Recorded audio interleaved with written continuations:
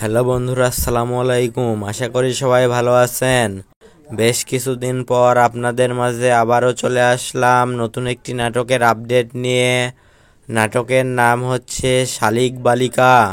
শালিক বালিকা শিরোনামের নাটকটির গল্প, চিত্রনাট্য ও পরিচালনা করেছেন মাহমুদ মাহিন।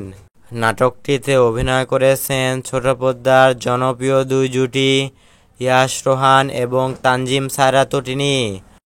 আর এই জুটির নাটক আপনারা বরাবরই অনেক পছন্দ করে থাকেন এবং নাটকটিতে আরও অনেক শিল্পীরা অভিনয় করেছেন।